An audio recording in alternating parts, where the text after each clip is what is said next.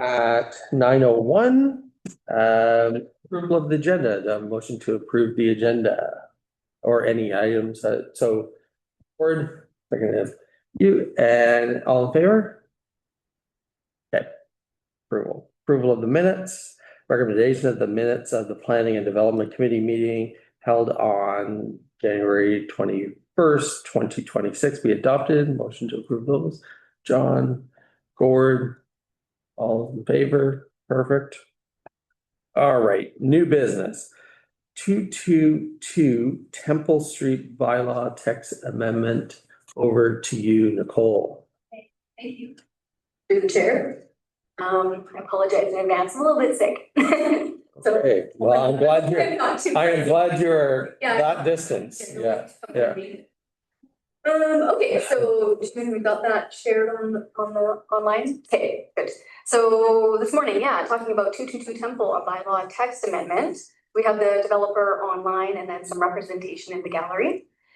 So for this property, we have issued a development permit, development variance permit. We've entered into a phased development agreement, and right now 2 of the 23 buildings are currently being constructed. So the matter that's been brought to our attention in the sale of these units by the developer is there is significant interest in the ability to supplement some income with short-term rentals.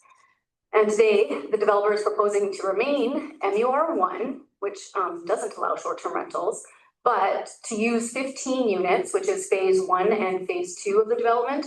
That'll be 4 buildings total for short-term rentals.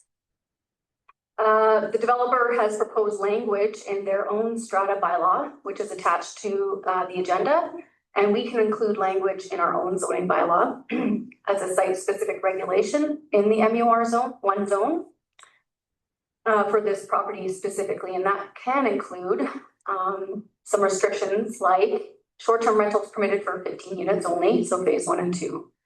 No more than 1 rental per week, and that rental could be 1 night or 1 full week. No more than 12 weeks of the year. So for example, that could be a full 12-week rental if each rental was booked for 1 week, or it could be, and this is just an example, 24 days if the unit was rented for 2 nights a week, up to 12 weeks.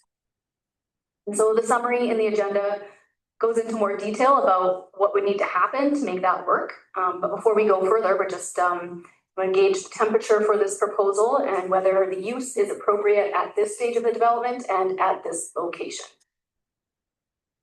Thank you for that, Nicole. Is this the first that's we've dealt with here? Have we ever dealt with a text amendment before?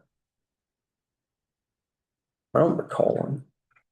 No. Through the chair, like we have amended our entire zoning bylaw and had some site-specific regs for certain properties before. Yeah. I can't remember the last one though, so. Okay. Questions, comments? Go ahead, Gord. Yeah, through the chair. Yeah, I understand where the developer's coming from. I kind of always thought that building this size of development without short-term rentals might have been a little bit of an issue. I wasn't really looking at it. I was a little opposed to it when I heard about it, but I look at it now and I see what they've done with the parking, and I don't seem to have an issue with it at all. It's we have to make this development fly, and it's in a location in the downtown core that depending on the build out and everything, I think it's doable. That's my opinion. Anything?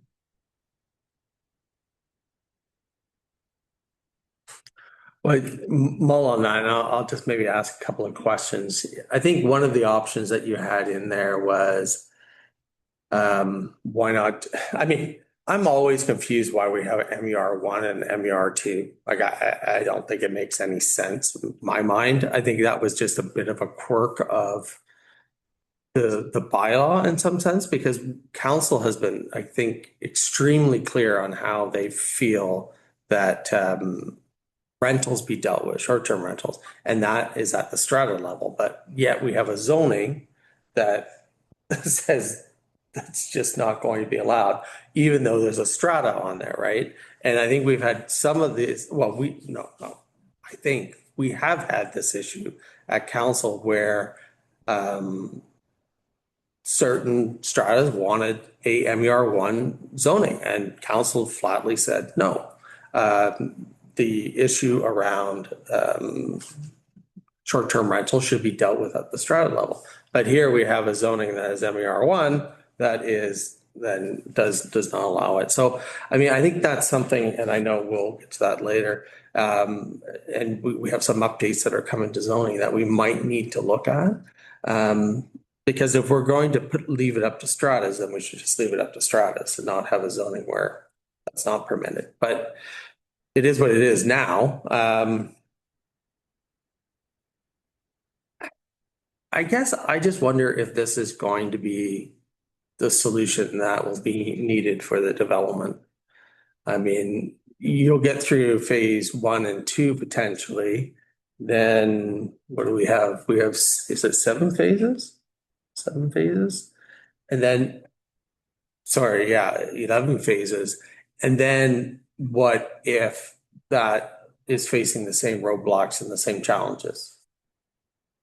You know, you cap it at 15 and then you get through that and then you get to the 16th buyer and they're like, well, why am I not allowed to do what the other 15 did?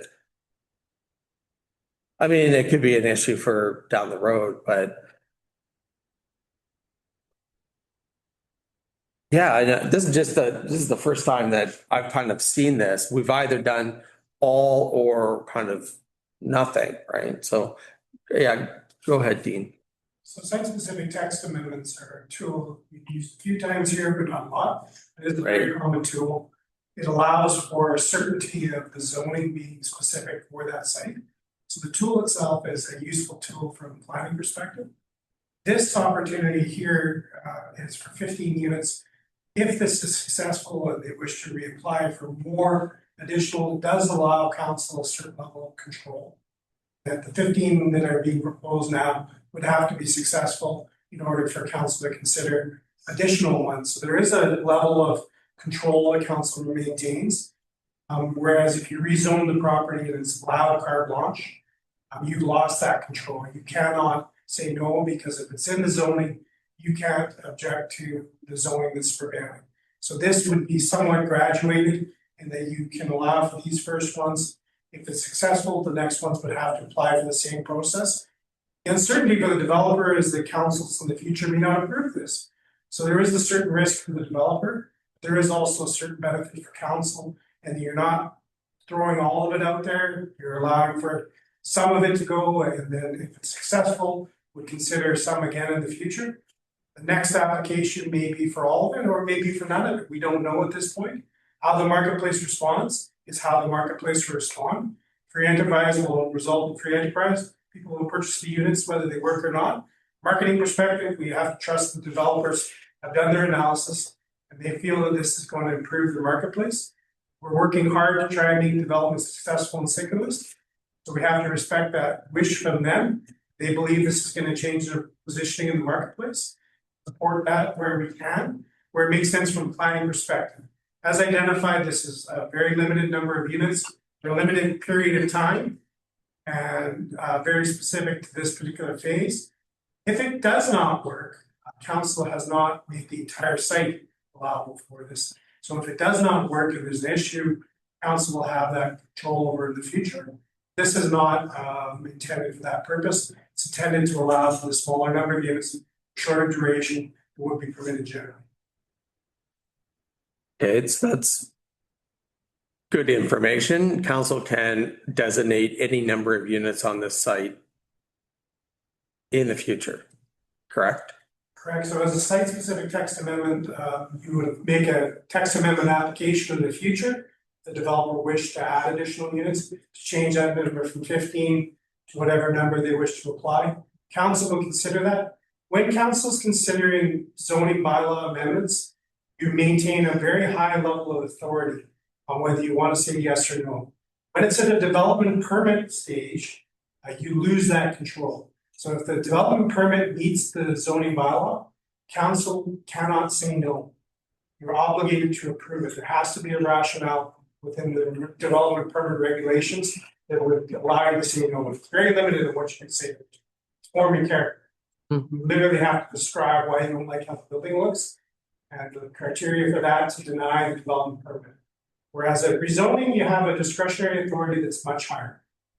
Text amendment does give you higher discretionary authority as a council for the future. Go ahead, John. Through the chair, my biggest question, I guess, would be is who's gonna be regulating this time period? Like, are we gonna be making our bylaw officer be like watching it, because it's such a specific amount of time that they're allowed, like, is this gonna add a whole ton of work for any workers? That type of matter. It's a very, very good question. So the proposal is to include it in the strata bylaws. Their strata bylaws, and they're gonna have to self-regulate it. So if we had a bylaw complaint, we would put it to the strata. This is the complaint we received, this is the ticketing we're gonna provide. You need to deal with this. This is the strata's responsibility.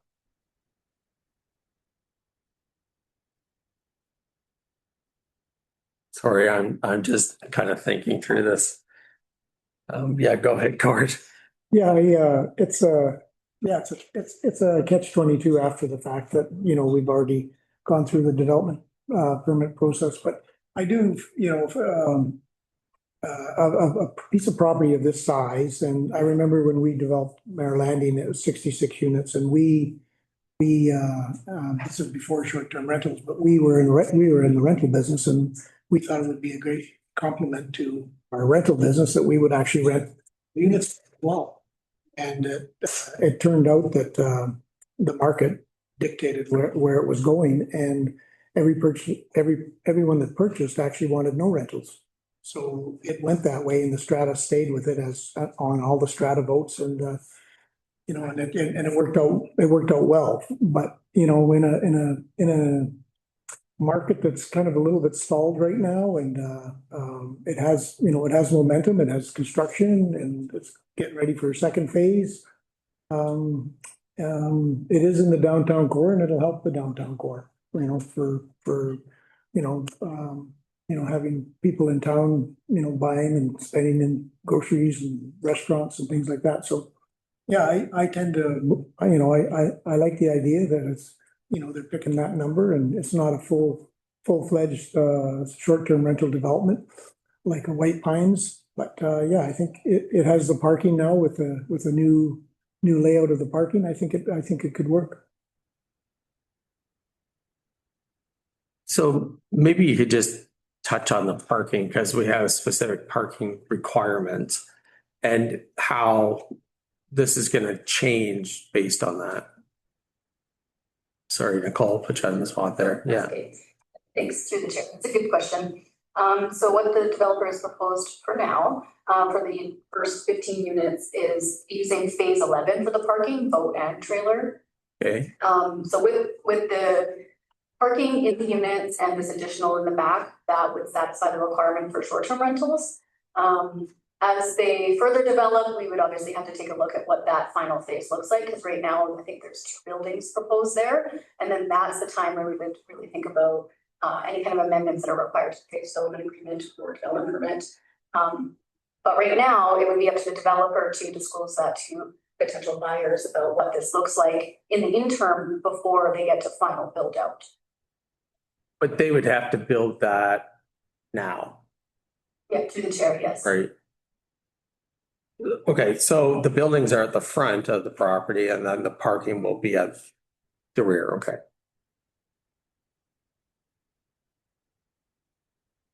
Yeah, go ahead, Cord. Sure. Nicole, would we be able to ask whether the developer or Jessica wants to just do a little bit of a short, you know, couple-minute presentation on why, you know, the market and that, is that all right to do that? Yeah. Through the chair, yeah. So the developer is online, and then yes, I think that's representation in the gallery, but perhaps Do you want to? Yeah, maybe if somebody wants to, sure, just to stand up at the podium, state your name, Jessica, and My name is Jessica Edge. I am the realtor for the development. And this move was taken from market analysis of what we've had coming forward. When the original proposal was put forward, we were not as much of a destination community. We're a lot more of a community coming out of Seminar. And what we've seen right now with buyer behavior is a lot of families are actually relocating Sycamores to Seminar because of the bridge construction, which is going to be for the next few years, which is why there is some time constraints on the application that we're putting forward. We are seeing families relocate to Seminar, whereas before families were locating from Seminar to Sycamores. Where buyers now are really looking at their destination center, and they are more of our tourism-based buyer pool. So that has driven the need to reassess this for the time being, so that we can have some more building continue with the project. That sufficient? yeah, that definitely brings a different angle to it for sure. Anybody have any questions though for Jessica? Maybe since you're up there. No, It's good thinking. okay, all right. Yeah, I'm just kind of at the point is if we're eventually gonna get to MER2 on the zoning, is it better to do that now rather than this? I can understand the flexibility needed immediately.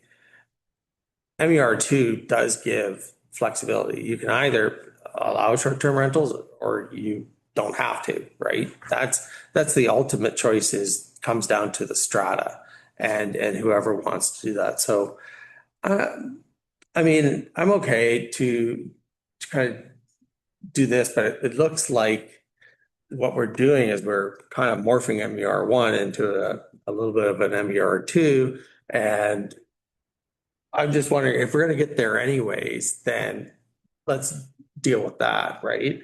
I think ultimately this is in such a location that it should have been probably MER2 anyways, right? In terms of everything being, surrounding it, everything on Riverside is MER2 and anything else that's been going up. And the newest development is proposed MER2. So there's just a whole lot of good reasons for it to be zoned that way. I know it's not, but yeah, I guess if we're trying to test the market in terms to see what the absorption rate is with this change, then but I am a little torn, I'll be honest. Like I think we should probably just get to proper zoning. Sorry, June, go ahead. Thank you. Through the chair. Just for the thought, it may not be a desired approach that the developer may want because of it's not there is no permanency added to it. But if the community strongly desires to take stepped approaches, one of the instruments that we may consider is a temporary use permit, just to test the zoning if the assimilation of a short-term rental use will blend well. And that way, instead of giving, let's say, the first 15 units to allow the short-term rental and make it permanent through the use of the temporary use permit, community can kind of control. And if they desire so, then they can provide the additional 3 years, making it 6 years. And then if they succeed with their development, and then if they really want to make it permanent, then at that point of time, they may choose to do a complete rezoning or do an additional site-specific regulation with the more reasonable or anticipated numbers of the short-term rental use. Thanks, June. Go ahead. Through the chair, yeah, I mean, we have been talking lots about actually MRU2 and MRU1, maybe eliminating one and letting the strata look after it, and I totally agree with that because it does look after itself. That would take some time to do the zoning amendment and the zoning bylaw. So yes, I would recommend forwarding this on to council and letting council make the decision and move forward. Dean maybe wants to comment on that. So we do have an OCP update that's on your agenda here just to be received today. flowing out of the OCP update, the review of the zoning bylaw. This is one of many issues that were identified as being something to look at. So we would look at the MUR and MR2 as part of that process. So this may very well change in the future. It's just not, we're not at that point yet. We're gonna get through the OCP piece. We'll begin the zoning bylaw piece likely in April. So we're quite a few months away. That's not gonna help the developer in their current market situation. We want to get rolling on sales and we want to see them successfully selling units. So this is the action that can happen today. We're going to be ready for that. Maybe June, July will catch up, but we're not going to be ready in the immediate future. Anything else on this? I mean, this will be an issue for council, obviously. I think this will be an interesting one. I can't remember that we've ever done a text amendment at council for this. We haven't done something like this recently. So yeah, no, I'm more than happy to send this on to council and I mean, they have to decide on this ultimately. So, yeah. Yeah, go ahead, Kurt. Through the chair, Nicole, do you need a motion for that? Yeah. Through the chair, if you want to make one, yep, for council's consideration. Is that where you're at in your process? Is that, or did you want to, okay, so perfect. All right. Yeah, Gordon, seconder. John? So the motion is to recommend this to council. Yeah. Is that correct? Yeah. Yep. Everyone, okay. All in favor? Okay, that passes. It'll be thank you for coming. It's going to be a very interesting discussion at council. So I guess we'll just let the interested parties know. I would say that the more background that we give council and the better. Sure, Jessica. Can I invite you to the council to a site tour so we can talk on site about the project? You absolutely can, and I would go through Dean to come up with a time for that. That might be quite helpful to councillors. I would probably do that rather, before the discussion than, yeah. So yeah, if you want to connect, that might be something that councillors will take you up on, for sure. Okay, thank you. All right. Everyone's favorite topic here, temporary use permit renewals for short-term rentals. Nicole, take it away. Okay, thank you, the chair. Okay, we have 3 temporary use permits up for renewal at the end of May. These TUPs were issued shortly after the district started regulating short-term rentals. And these 3 permit short-term rentals in the R1 zone, which today does not permit short-term rentals. In the application summary attached to the agenda, I've provided some context on the purpose of TUPs for reference, and then the summary goes into each property specifically. 2 of the short-term rentals are owned by the same people, and they're in the gallery today. 1214 Martinson Avenue, which is across from the fire hall, and then 1401 Boutwell Avenue. Those 2 are straightforward renewals, at least from my perspective, and it's being requested for an additional 3 years, which is the maximum. The owner let me know that their retirement plan has changed a bit, just extended due to family circumstances, and that's why they would like the additional 3 years. The third TUP is a different owner, and the property is at 1321 Roma Avenue, so about a block away from one of the other short-term rentals. Their TUP had some different conditions, including operating from March to November only, and requiring a $500 security deposit. So when we reviewed that file, the first TUPs didn't have those requirements. I don't know exactly why those parameters were put on this property, and perhaps some of the council members here can remember why. But I'm suggesting that we remove the requirement for a security, because as noted in the summary, that's typically required to revert the property back to the way it was. So this is already a single family dwelling and not much has changed. So like the cost to revert it back to what it was is my opinion, 0. And then the owner would like to operate year round. So they've been back and forth a bit more from their primary home, which is out of the province, and this has left for availability for short-term renting. This owner still plans to build a secondary dwelling on the property. It's got quite a long lot. And their plans are just taking longer than anticipated, and that's why they would also like the 3-year renewal, which is the max. And then I just wanted to note that we'll complete notification requirements before going to council, and that we have received one early submission already. So people are already starting to filter in their comments about these short-term rentals. And just a question before I open it, these are all renewals? Yes, correct. There's all renewals. For the last one that I mentioned where it's March to November, and I don't know if the appetite is just to let it go year round. There's a couple of different ways we can deal with that. Just depends on how you feel about that. Okay. Any comments, questions? Yeah, go ahead, Gord.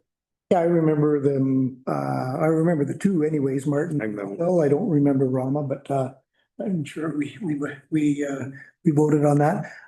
Just a question, any complaints from does the district they had any complaints? Yeah, thank you to the chair. So that was in the application summary. 2, we had no record of complaints after the TUPs were issued. 1, we had record of complaint and the bylaw officer checked it out and they didn't feel like there was an issue, and they've just marked it to be monitored in the future. It had to do with snowfall, and we haven't had much snowfall this year, so that's that. John? Yeah, the first job was here and for all that one, and as you know, we've been doing that one. I don't believe I was here for the second one. I'm not sure exactly something that is, but why is there a regulation? We don't know why there's a regulation put on for the council. Oh, thank you. It's a good question. And I also asked the owner, and it's in the application summary, just trying to rack my brain. So they said that they had come to the home more often than they are right now. And because they suggested that perhaps it was just picked up and put into the permit that way. So they didn't request March to November, and as far as I'm aware, council didn't. That's how they suspect it was put in there. Yeah, I'm like both of you. I remember the first 2. I don't remember at all, or I don't recall at all this TUP with those conditions coming before council. I mean, maybe folks are busy, but I remember having a discussion about putting conditions on a TUP such as that you outlined. I'm okay because they're renewals. And then after this, I want to get rid of TUPs as much as we possibly can. I assume we're gonna be looking at that through our OCP updates. I think TUPs have been nothing but controversial and pretty terribly used, actually. Kind of how we've used it now is it's just how it's really at the will of council, really, is TUPs. There's really no rules around it. Council can just do whatever they kind of feel like with it.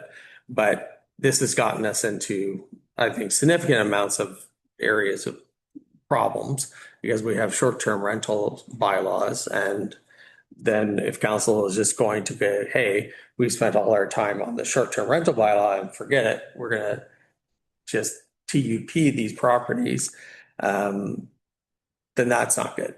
But when we did these, that was a very new or right before, I think it was right after the short-term rental bylaw. So, I mean, I'll support the renewals, and knowing that it'll be another council that'll have to,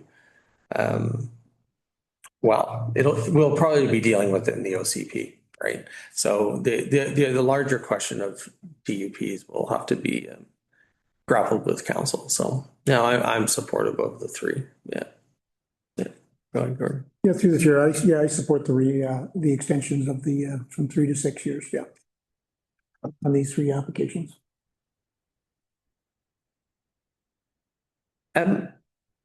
Just out of curiosity, when it comes to council, can you just maybe put a little note or when we actually passed at council, that third TUP, because I do remember the first two. I'm looking at Colleen. Did you remember that? You did. Okay. All right. So maybe our memory is just a little too soft early in the morning here, earlier in the morning. Okay. Yeah. And just for clarification, any preference on the months of operation for 1321 Roma? I personally don't. I mean, I think if we're gonna have a consistent set of rules, we need to have a consistent set of rules with TUPs. What about me? Yeah. Do you have any preference there? No, I think you're on the right track there. I mean, if we're going to grant a top, then that should be consistent across, the board.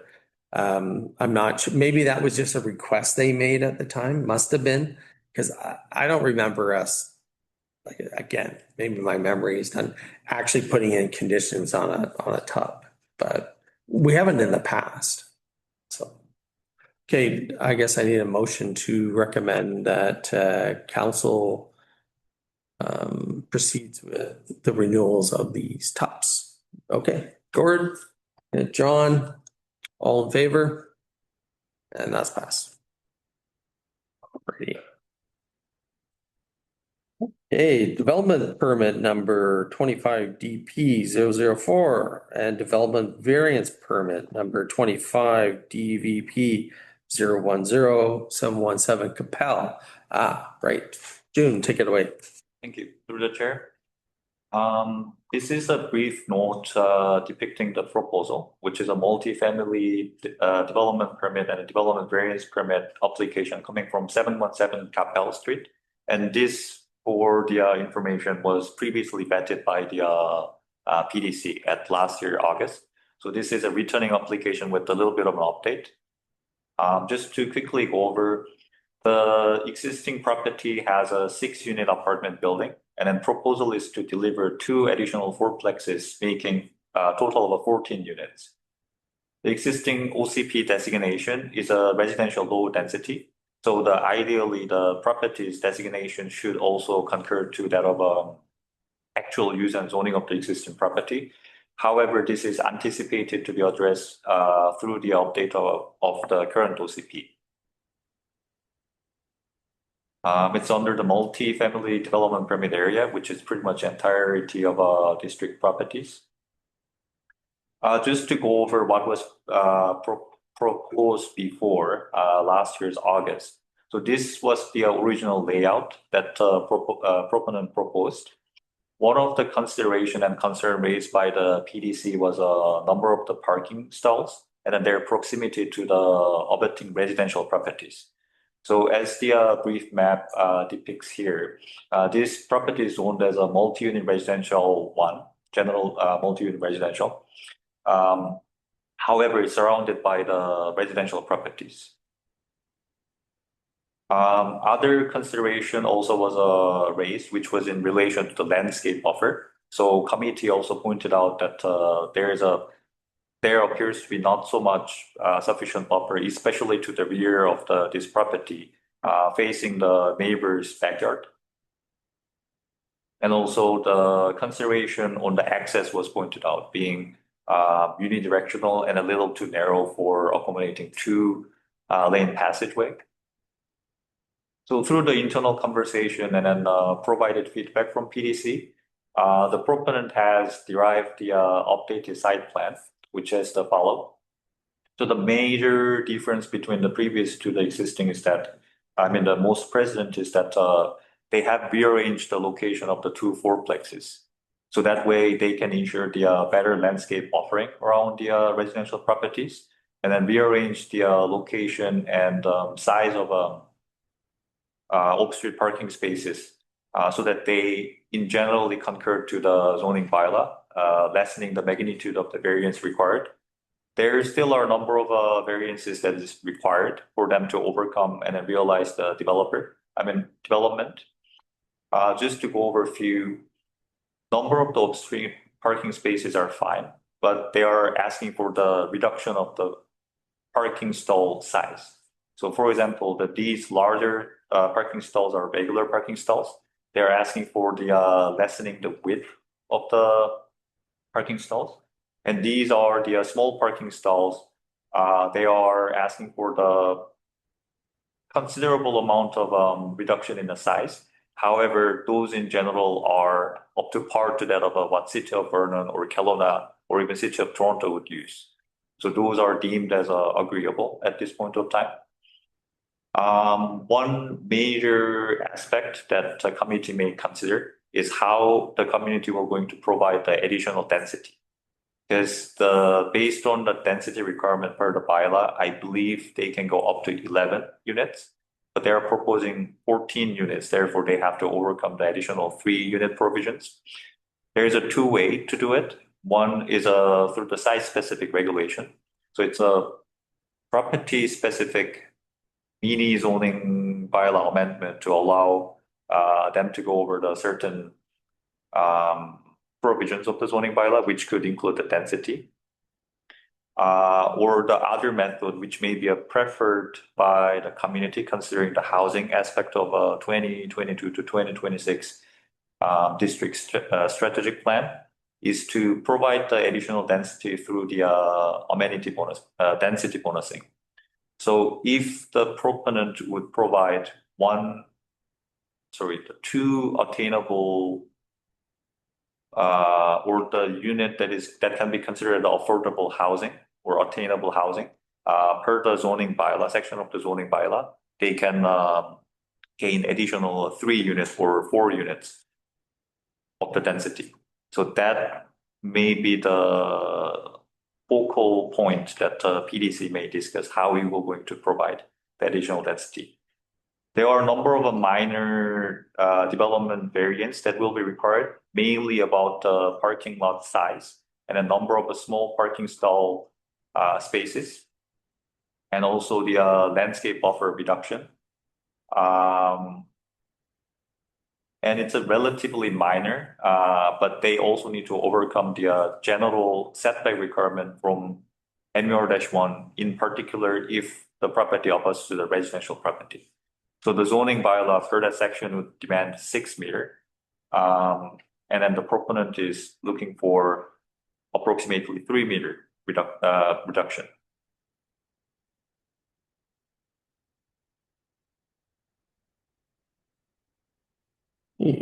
Here is the brief infographic of what they would anticipate to acquire.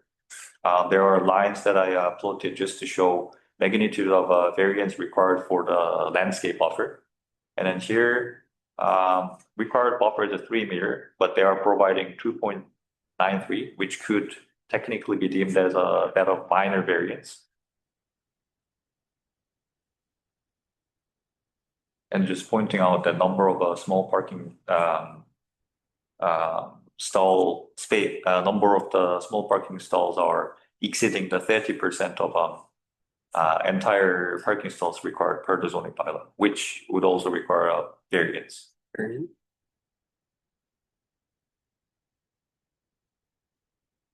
And here are some renderings that is helpful for community to take a peek at what the vicinity will look like.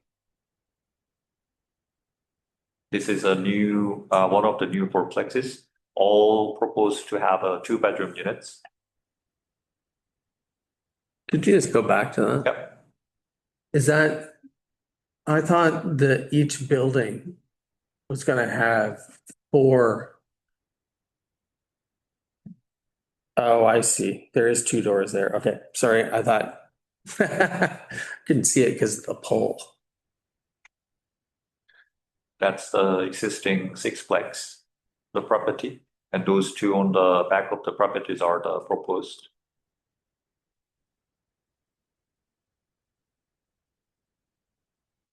This is a good rendering that kind of depicts how it will look like, likely. It's kind of conceptual at this stage, but these are the residential properties around the corner.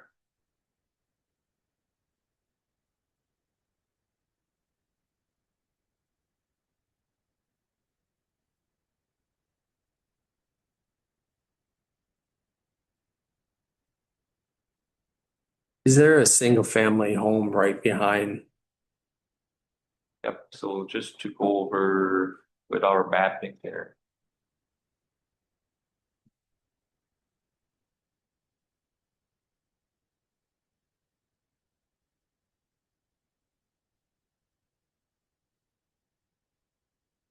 This is the subject property, and then this is a residential neighborhood, and then these are the single family dwelling homes.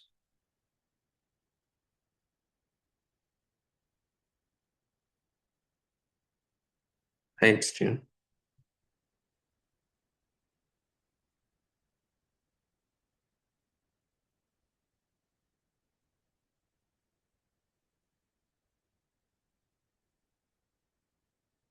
Do you have any, that? Okay. Buddy, I guess I have a couple of questions. I remember when this came before us, we had concerns of density. They have not changed anything around the amount of units that they wanted to put on the site. Is that correct? It's still, I believe it was 14 before. Sorry, go ahead. So the number of units is not. Has not changed, yeah. The layout was actually the primary issue. They're trying to use the drive out along the south boundary, or sorry, the north boundary, it's upside down. Yep, this is a north. But there's along the bottom, the lot, use that. They're using that as the drive out and then having parking at the rear. And the buildings were gonna be where the parking is now. But it is a significant upgrade to the site plan. Actually works a lot better than what was previously proposed. And then now you have the parking centralized, buildings are in a more central location. They're not as tightly squeezed, but yes, the density is equal to what's previously. It's a reconfiguration. And are these rentals or strata rentals? Rentals. Yes. Yeah, through the chair. Yeah, I remember the first time this came to us and yeah, it was a little bit tight, the way they had the parking in the back and not on the side. And yeah, I had a little concerns of the density and you know, before they had, you know, they have a fair amount of common area that they can actually, you know, they had a lot of lawn that they could actually utilize for common area for, you know, the residents that live there. And now they pretty much don't have any common area other than real close to the building. So that was my main concern. But there's really no, I mean, it's previously developed, there's really no common area for the kids to play or anything like that.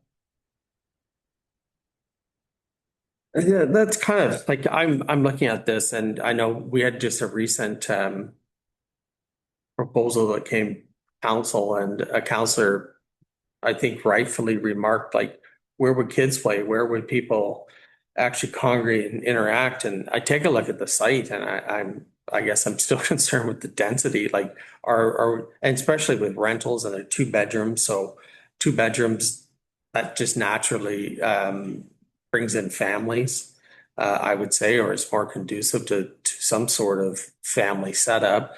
And then you look at it, it's like, well, where are these kids going to be playing and congregating?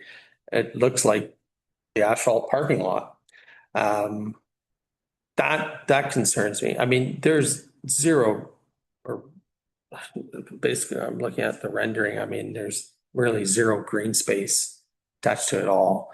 The other thing is, if we're going to bump our density up to 14,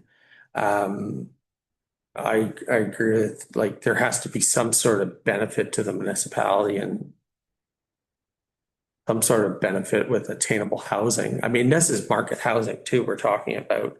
And then the other issue that I know I had was that there's single family homes all around this property. This is a big change, like going from a 6-plex to 14. I mean, you're more than doubling it. So where single family homes at one point would be okay with maybe a 6-plex on a bigger lot, but then you're ramping it up to 14. That's a big concern. I assume this falls also under that because it's housing, there's not a public hearing. Is that correct? Or And if that's the case, then I'm a little concerned about that. I know this is a provincial kind of rule, but yeah, go ahead. Through the chair, that would have been, the public hearing waiver would be the case if this property were to go through a rezoning application. But the property is already zoned as MR-1. So what they are looking for is to get an additional flexation for the bylaws. Okay, It would still go through the development permit procedure, and then the neighboring property owners will be able to afford a chance to provide their comment. so they'll be notified. Yes. Okay. Well, that's good, because I imagine there would be some feedback, but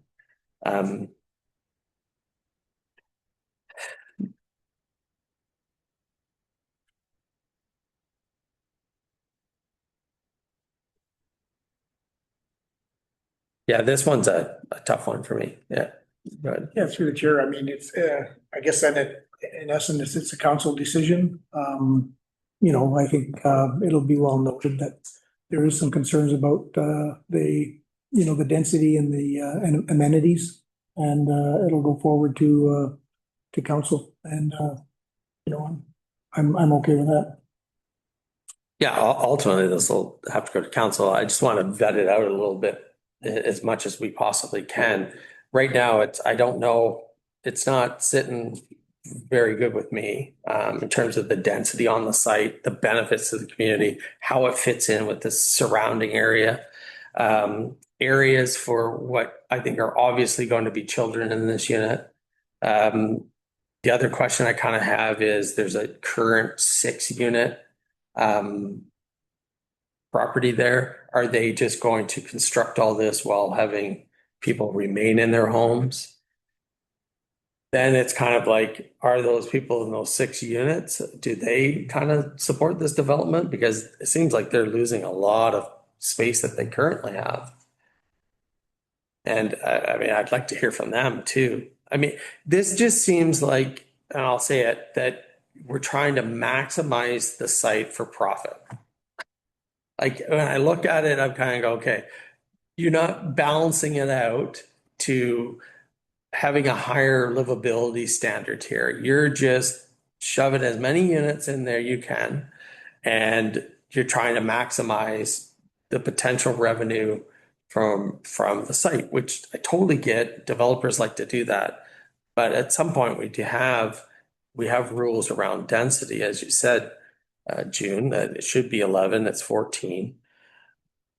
I think looking at this, like just living in a larger city, previously in Vancouver, I mean, one of the things would be what's around there for people to go to. I mean, parks, amenities, all these other things. You're going to put that many people into a fairly, in a very tight site. How are we going to give them some space to go out and enjoy? And that doesn't include just the parking lot where there's cars back and forth. And that's my concerns right now. We did talk about the density on the site when it first came forward. I mean, and I'm very for housing. I want to see more housing. I want to see more rentals, but I also don't want to see a development that I think is going to be set up for failure in a way in terms of its livability, right? And I think I look at this and I wonder what the quality and livability of this would be. So June, I guess maybe that was a question. One of the questions, like what's around there to have people enjoy amenities in terms of a park, in terms of green space, in terms of anything? Yeah. Richard, are you inquiring the number of the public amenities around there or within the property? No, well, I think I get the property. I think around, yeah. I don't think there's any public, I don't think there's any amenities in the building. Is that correct? There are a number of, so in the section of the zoning bylaw, all the multi-unit residential building and a number of the commercially zoned properties, they're required to provide a certain area that is that can be used for the open spaces for the residents or the habitant of the vicinity. For this particular application, although they are exceeding the density, if the district were to provide additional density consideration, but they do meet the required open space provision requirement, even with the additional density. It's perhaps because of the districts previously, when we were designing our zoning bylaw or official community plan, we may not have elaborated further on the what needs to be there and the type of the program that we want to see or the particular area that we want to inquire for. But based on the zoning bylaw as of today, it would meet the open space requirement. And then in a discussion with the developer, developer pointed out that in relation to reducing buffer and then being relatively close and densifying the vicinity to the residential neighborhood, they will minimize the impact by having a number of the trees or the vegetation and then the fencings. And in their remarks, they pointed out that the building height is less than that of what is permitted for regular residential buildings, residential zoning to allow, which is less than 11 meters. So they were pointing out that this is 2-story building, which in other residential properties or the immediate neighboring properties can also go as tall as the building with the much reduced setback, which in their case will be 1.5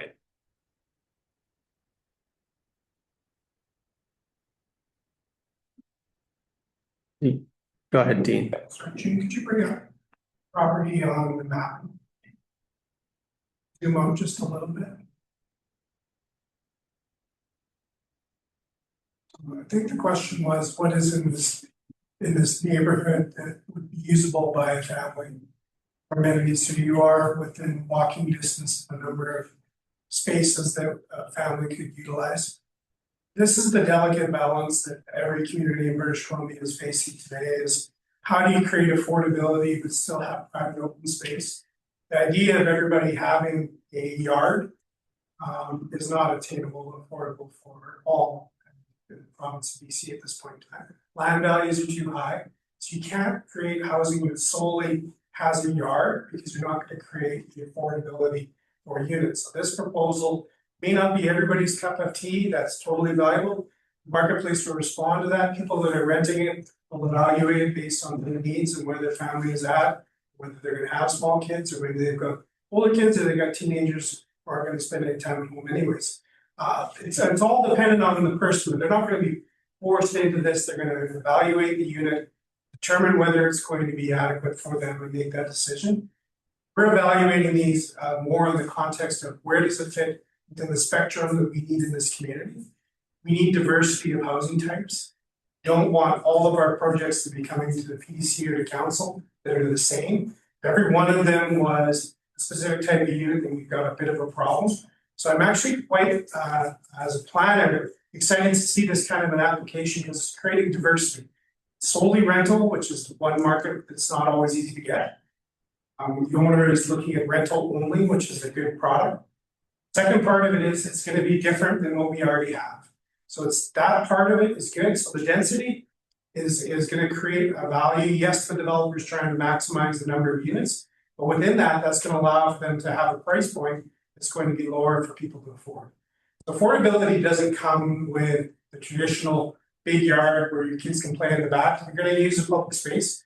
This has been going on for quite a few years in bigger municipalities. As you see more infill taking place, those spaces are becoming less and less your own backyard and more public space. So we're going to start to see that in Sycamores to a certain extent, not certainly like you would in a bigger community, even Salmon or Vernon or Kelowna, but you are going to see some of it to create less development, less footprint for development, which reduces the price point for the developer to be able to put on the market.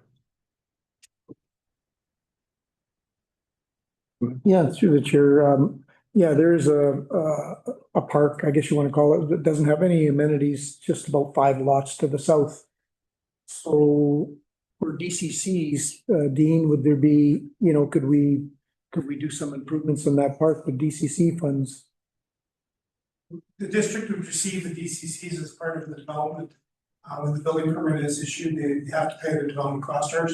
They'll automatically contribute to that, where that fits within the park plan for the community. As we see more growth in the neighborhood, that is the whole idea behind reviewing what parks are there and what amenities need to be added to that particular neighborhood to meet their needs. That could be done if council wished in the future. They will be contributing to those DCC funds that could be allocated by a future council. Go ahead, John. Just a clarification on that one, this is a kind of weird shaped property. This one right here, is that the one down the road? That one, yeah. That's what I was thinking too, because I'm just pretty sure that was just the building. If there's any way we could do something like that, it would help that whole neighborhood. And it would make viable area, 'cause that's, I wouldn't really like. If you're gonna be in that type of a rental, generally you're gonna probably have younger kids as well. And I really wouldn't want my younger kids walking all the way down to the ball diamonds or something, where that one is reasonably close, so I kind of agree with Gord on that, that there's some way we can direct it.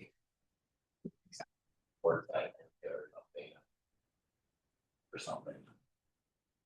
If we can't direct the DCCs towards that, it would have to be listed as a DCC project. The DCC bylaw can be amended at any point in time to add a project in. Council, whatever the DCC were collected for, they're not bound to be utilized for that purpose. The DCC bylaw is amended to make that park project part of the DCC bylaw. DCC funds can be used for it. So they don't have to be specifically collected, you just go into a general pot. How council allocates that pot in the future is up to that council. So this project for that park space that the district does own in that area, if it were to be greater developed, that certainly could be a project that council could look at. And then council may give direction to staff to evaluate that as a part of consideration for this project. Not directly connected to this project, but as a subsequent resolution to direct. Through the chair, the other thing, I don't know if staff have talked to the developer about, instead of going to fourplex, maybe a threeplex to, to support the buffering of all the residents around there, so it's not so dense, or a two-story building so dense to the property line. So that's another thing that, like it'll go back through council and go through the permit process, and the neighbors will have a say. So anyways, it's just something to talk about with the developer. But no, I know we need housing. We need affordable housing, right? And this is one way to do it. I guess, oops, so there we go, we wrote something down. No, I think my issue is that there's no guaranteed that it's gonna be affordable housing, it's market. It's whatever the market can kind of bear, right? And they're getting extra density and I'm questioning, kind of for what? I would give extra density if I saw that it was a really livable, beautiful kind of area. It's not. I mean, the kids are gonna clearly be playing around the parking lot. Like, I mean, if I just take a look at what's actually in front of me, and I know families are gonna be there, what's gonna be the result? Well, I can see the only result possible is kids playing on asphalt in a parking lot. So for that reason, I'm not going to support it. I think the density that we had on that site is 11. If they come back with something like that, then that's probably more appropriate. They probably allow for some green space. There's also a lot of people on that small site, right? With 8 2-bedroom units. I mean, if you're trying to stretch your dollars, you can certainly fit 2 kids in one room, 2 parents in the other. Start doing the math. You got 32 people already in those units, plus cars, plus traffic down the road. I mean, I'm personally very interested to see what the local residents would comment on this. I know how I would probably feel about it. But I mean, I'll wait until they see, but I can't support it. I just looking at how close those buildings are together without having actually measurements, and I don't think there is there, because we're just at the rendering stage. I mean, that seems to me like both those buildings are fairly close together and creating fairly dark shadow as well, in between the two buildings. At some point, I do think we have to look at density is important. Rentals are important, but there has to be a certain element of livability and sustainability and I don't mean sustainability in terms of, anything other than that, but it has to be sustainable for the people living there. And what I worry about is we build things like this, do we have a problem where we just have a constant turn of rentals and it's perceived as something that's not very nice? And looking at this, it's hard for me to get past that fact that maybe, how it's set up, doesn't seem to be that nice to me. And I'm not sure if it's going to be actually affordable rentals to boot. So I won't support it. Yeah, go ahead, Gord. I think June had somebody. It appears that developer is on the. Sure, we'd love to hear them. Yep. Hello, can you hear me? Yeah, please go ahead. Can you state your name, please? Yes, I'm Philip Wombold. I'm one of the owners of the property of Fiber Holdings. And yeah, thank you for all your comments. I'd like to just speak to it and just provide a few comments. So for one, we've been in the Sycamoose market for some time. We have several properties in Sycamoose, and we're a family business kind of located in Vernon. And so I was actually I do design work for a living, so I'm the one that has planned out the site, and I've been in communication with June. So initially, when we planned out the site, we kind of tried to take the easiest route possible. We've been working on this over a period of about 3 years. And so we had a few revisions that we kind of went through with Stephanie before that as well. And we generally had supportive feedback from planning. And so after submitting last time, we heard the feedback in August, and it wasn't so much around density, because with the affordable housing bonusing, that's written into the bylaws. The issue was mostly kind of the way the buildings are sited. And so when you actually look at the way the buildings are sited currently, it's much better than before. And we kind of took June's recommendation on that, because we're more in the backyards and there's just some sheds that are around there, but the actual buildings are sited more towards the front of the property. So it's kind of as good as it gets on the property. Now speaking to, the question about the type of tenants we have in there. And so currently we have 2-bedroom units in the existing sixplex, and they're not high-end rental units. You're looking at about $1,700 for them. That's what we're getting per unit approximately. And there's really, even currently, we don't have many families in there. It's mostly, working couples, young working couples, and then we've got some older seniors in there that have been there long term. And so even the big green space that we have right now, there isn't really much use of it.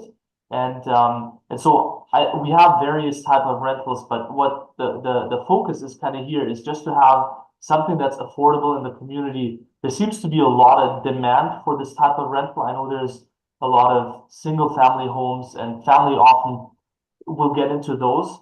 Generally, this type of product, our demand is mostly people that work, Revelstoke, Salmon Arm, Sycamoose, but they just need a place to live. And so we do have decks on all of the units. We do meet the minimum requirements. And there's a significant landscape buffer around it. And there's also some green space in between the buildings. So overall, the landscape buffer of 3 meters is pretty generous typically. In Vernon, you would see maybe 1.5 meters. And so, and even when it comes to the setbacks, we are in the MUR1 zone, but if you look at the R1 zones and look at the neighboring properties, you typically have a 1.5 meter setback. And so we're doubling that to 3 meters. And so the 6 meters it's just not realistic because you can't build anything. But I understand why there's 6 meters is because if you're going 4 stories tall, which you would be theoretically allowed to do, you want to be further away from neighboring properties. But really, the buildings that we're building or proposing to build, they're really in line with what you kind of have going on in the neighborhood, 2 stories, even though we're allowed to go higher. And so that's kind of what we're doing. But there's a fine point of, you know, developing something that's actually financially feasible. And so, you know, it's easy to say, well, just do less units. Well, at that point, it just does not make sense developing. We've probably spent around $30,000 at the design stage already, and we've retweaked it a few times to try to just get to the best product possible. But what we're saying is because we have multiple properties, this type of property is highly demanded in Sycamoose. There isn't really a whole lot of stuff, a whole lot of properties, a whole lot of units like that, and we generally see a ton of demand. And so I understand the idea of having a ton of green space and yards and all of that. What we generally find is people just want to have a decent place to live that's nice and tidy, and that's what we kind of focus on. And we're not trying to do high-end rental here. We just want something that's affordable where, you know, people can live inside of, and there's a point if we, you know, there's significant upgrades for us that are going to be required here, a new drive out, civil things. And so if you don't get, you know, enough density, and it just does not make sense to develop. And so at that point, we just can't provide more housing in Sycamoose as a company because it just doesn't make sense financially. And so there's always, the numbers have to make sense. And then what's actually feasible on the lot. And so what I'm saying, this type of development, we do it in Vernon all the time. And, you know, it's a bit of a unique setup with, you know, you have R1 around you, but we've really tried to blend in, use great landscaping, have trees, have fences, and position the buildings in a way where it's not intrusive on the existing neighbors. And so, in my mind, it makes a whole lot of sense as a planner and as a designer. And so, but that's kind of what I wanted to say. And so if there's any questions, you can certainly feel free to ask. Happy to answer. And also what I would say is that the way it's positioned is that the living space is actually looking inward. And so you have bedrooms that are looking outwards to the neighboring lots. So from a privacy standpoint, we try to consider that. So our decks are not looking towards the neighbors. They're looking inward into our property. So as you can see in the renderings, there's lots of landscaping, lots of trees. June doesn't have all of the renderings in there. I have a flyover video that I also posted, that I also shared with June. I'm sure he'd be happy to share more of that with you, but to me, it seems pretty reasonable of what we're offering here. And the parking lot sizes, you know, we've generally worked with generally accepted sizes that work. I would say even the 22 parking stalls, many of them are going to be empty because of experience that we have in other rental properties that we have in Sycamoose, but we are meeting the minimum required. It's just that the parking stall sizes had to be reduced a bit, which are still going to be fully functional. Like they're all City of Vernon, you know, standard parking lot sizes, which would be totally acceptable in Vernon as an example. So, yeah. Yeah, go ahead, Gord. Through the chair. Yes, thank you very much for that explanation. Do you mind me asking, ballpark, what do you rent the units you have now? Or I'm not sure the existing 6 units you have there now. Are they 1 bedroom, 2 bedroom? And then these proposed units, just out of curiosity, what is the proposed rental rate? Yeah, great question. So we have, like I said, we're averaging about $1,700 for the 2-bedroom units that we have right now. Some are just under 1,700, some are just a little bit over 1,700. And so they're all 2-bedroom units, and our proposed units are also 2-bedroom units. And so the reason being is because even if you do 1-bedroom unit, what tends to happen is a lot of these 2-bedroom units, you'll have, say, 2 friends share, and then it's a 1-bedroom and a 1-bedroom, and all of a sudden they're paying, you know, $850 a month for the bedroom, but they have a space. And so we've seen that there's a lot of demand for things like that. But generally, it's probably going to be somewhere in the neighborhood of 1,700. That's sort of what the market what seems to be reasonable with the market, what others are going for, and so that's what currently is in that building. And the existing sixplex, when we bought it, we updated, the finishes, we installed new flooring, new appliances, and so they're pretty good units, and so we wouldn't expect too much of a difference with the new units. 1,600, 1,700, somewhere in that neighborhood for a 2-bedroom unit, something like that. Okay, thank you. So you're saying for the new build 2 bedrooms, you're gonna be at $1,600 to $1,700? Something like that, yeah. Yeah, and so that's where if we're gonna, do 5 units only, it just doesn't make sense financially. We can't make the numbers, we can't justify the numbers to add more housing. Because at that point also, if you're doing 5 units, you're a 5plex, you require an architect. And so all of a sudden you're getting into a whole lot of other requirements, which complicates the construction and the budget, and it just doesn't make sense at that point. So these are very simple units. If you look at the floor plan, they exactly stack. So the framing is very simple. So we're trying to build something that's functional, but inexpensive to construct. We're not trying to do something fancy. We just want to provide simple housing because we know there's a lot of demand for it. And we have lots of interest. We always have a lot of people reaching out, but we don't have more rental units like this. So we're fully occupied in Sycamores. And then I guess since you're on the line, if we're gonna give you extra density, are you prepared to at least offer 2 of those units as attainable housing? I think that would be, we'd be open to that. I think that there's sort of a conversation, do we let the market dictate it or do we do the attainable housing route? We're open to both of that. We'd like to understand obviously what that exactly means.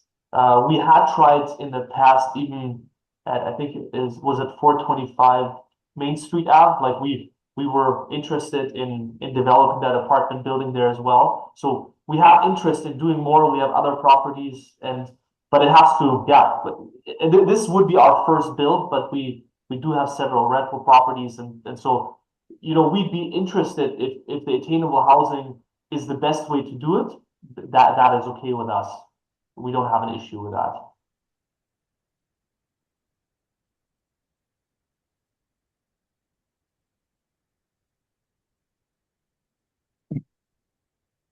I mean, I ultimately has to go to council for their discussion. I certainly want to hear what local residents would have to say once they get notified about this as well, because that's important to me.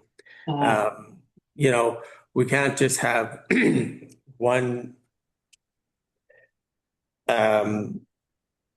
project impacting all of the local residents, and I certainly think there will be some concern on that street about traffic flow and the rest. But I want housing. I've never not supported a housing application that has come before this committee or actually even council. And we've done lots of different forms. We even did one just on the main Shuswap just last council that was quite, I think, innovative and unique, but didn't quite hit the mold. But again, I'm still not convinced on the livability of this. But I guess it does have to go for council, and I think that we'll have, I suspect, similar discussions about this there. So what does the committee want to do? Yeah, Gord, go ahead. Yeah, through the chair, I think just one more question. Locally, do you hire any local staff for cleaning or anything like that, or do you for construction? Are you looking at working with our businesses in town locally? Absolutely, yeah. We hire lots of local tradesmen, plumbers for service call, painters all the time. Yeah. We're out of Vernon ourselves, but we have a lot of local guys. Even some of our tenants, we've had tradespeople that are some of our tenants that have been doing work on our properties, and we've got a guy that does all the lawn mowing and all of the landscaping. And so absolutely, the intent would be to use local trades, to use people from the community to do this. Great, thank you very much. I think, it's a council decision and I think we've given staff a little bit of stuff to work with and to work with the developer and yeah, bring it to council and that's what I support anyways. So how about we just forward to council? Do you want to make a recommendation? I wouldn't be prepared to recommend, but I'm only one person. There's two others. Sorry, June, you had. Thank you, through the chair. In particular, mentioning of affordability of the project, the PDC may endorse the idea of providing additional density through the attainable housing density bonusing. That is, that requires housing agreement. Right. So that at least the 2-unit will suffice the definition, whatever that is depicted or described under the Local Government Act, to be considered as attainable or affordable. Okay. In lieu of providing an additional densities. That would certainly, I think, be a fairly big discussion at council is in terms of for extra density, is there an attainable housing thing? I think that would probably help the development. It might help sway me, I'm not sure. But are you suggesting that we staff a motion to look into that? Sorry, Dean. I think what we'd be asking is PDC would be interested in providing a recommendation to the developer to explore entering into a housing agreement. So if they enter into a housing agreement, it would come forward with some level of unit control, be the 2 units or whatever that control would be. We negotiate that process. So when it comes to council, there's that housing agreement component introduced at the same time. I think that would be an excellent idea. Do one of you two want to make a motion to that effect? I'll go ahead and make that motion. Make that motion. And John will second it. Any discussion on that?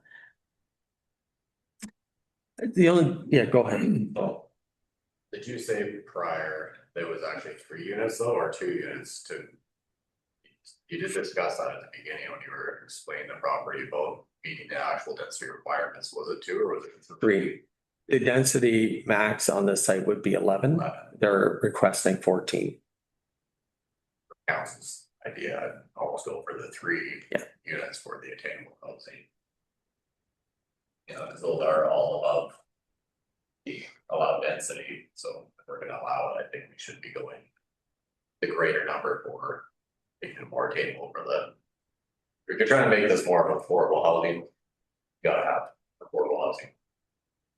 All into it. Yeah, and I agree with you, John. If that's the thrust of this and we're making it this dense to get to the affordability, then I do think there needs to be some public benefit around this project. Otherwise, I think it's just maximizing a site. And I do think that might be an important consideration. I think it'll be an important consideration for me, actually, to be truthful, because then it becomes not just a fully commercialized for market rental, which I can see is very dense. Then it becomes something else to kind of consider. So I certainly support that, and I think that coming before council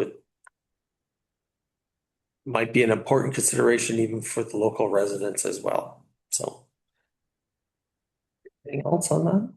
Okay, so we'll call the question on that. All in favor?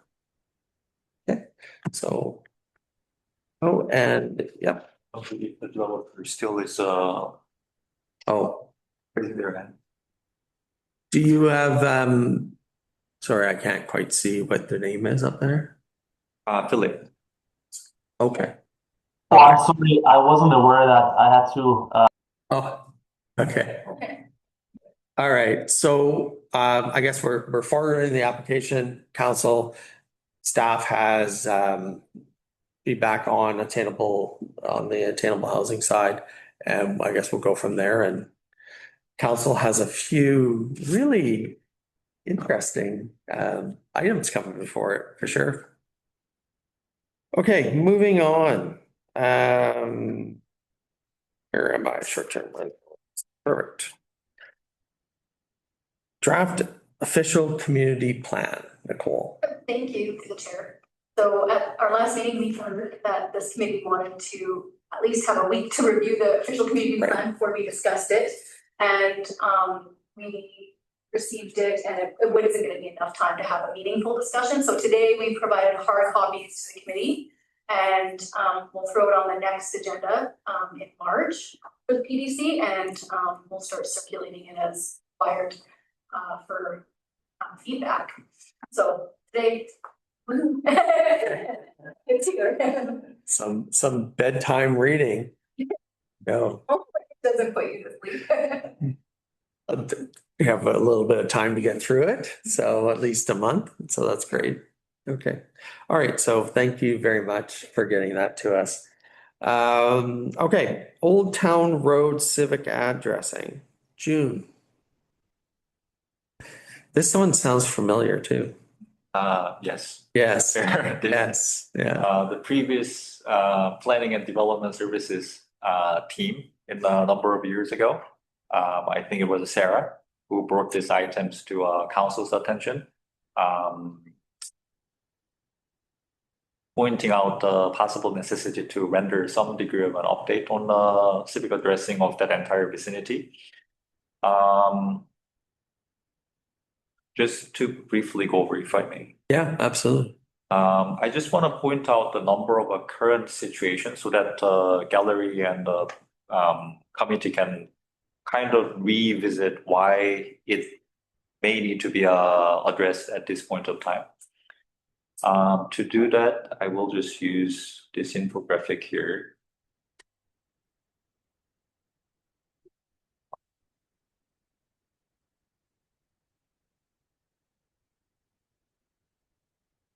So this is a subject vicinity that district staff is currently looking at in terms of a civic addressing update and assignment.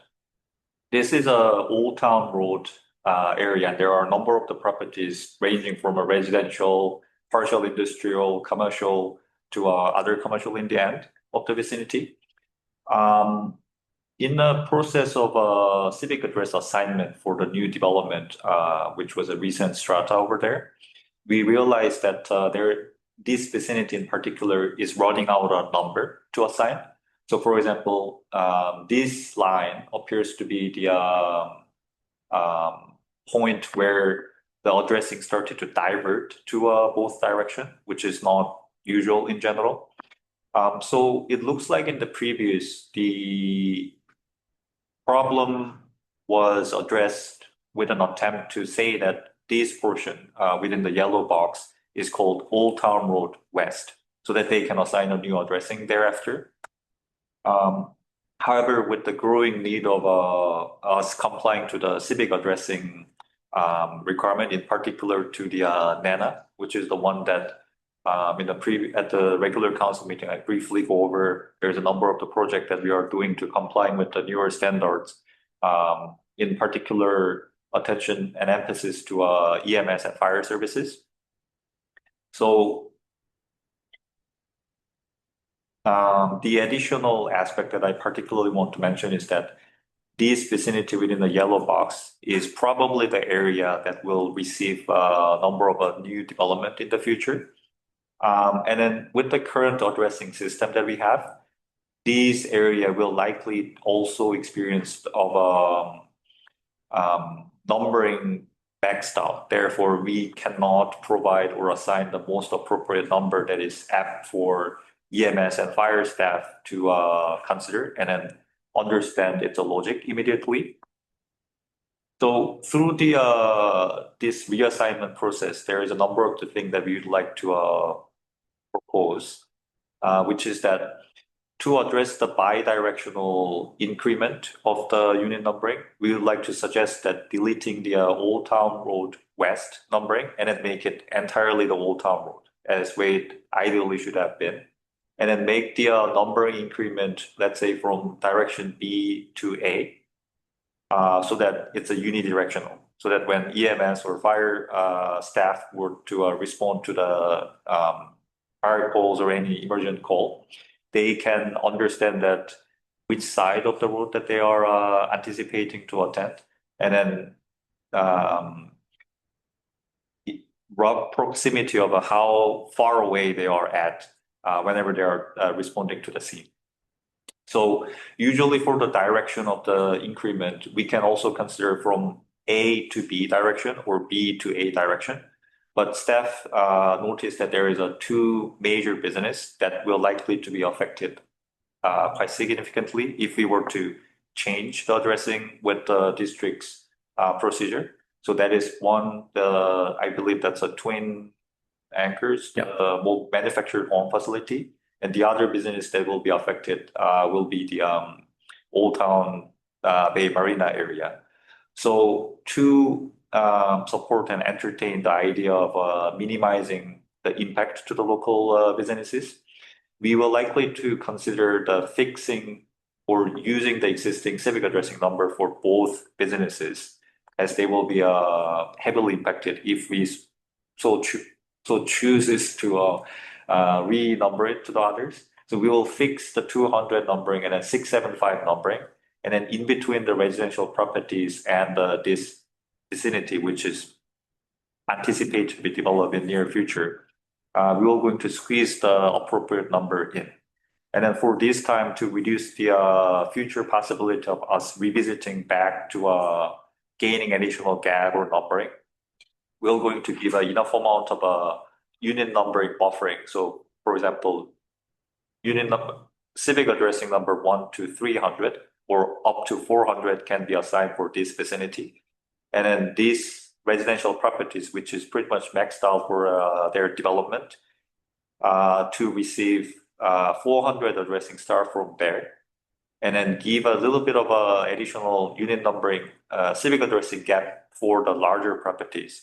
So instead of increment by 4, we can assign, let's say, increment by 8 or 12, which is to anticipate a future possible subdivision application, so that we accommodate the growth by the new civic addressing assignment and then reduce the impact to the existing local businesses. And then ideally, at the end, we have a product that works for EMS and fire services.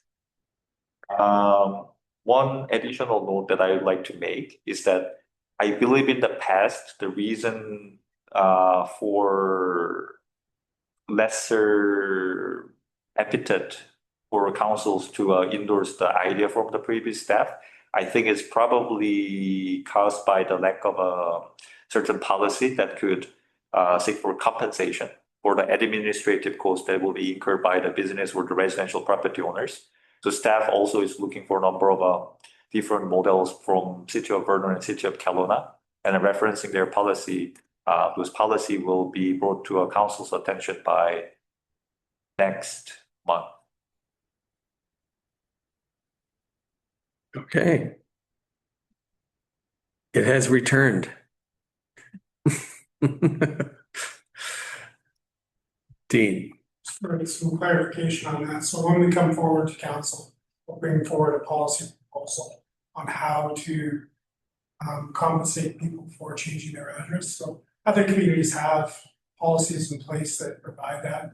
Vernon, for example, it's $15 per number. So you change your number in your house, you get a value for that. So whatever those components are, we're looking at a similar policy. Of course, they can move more in that forward to council with the proposed redact.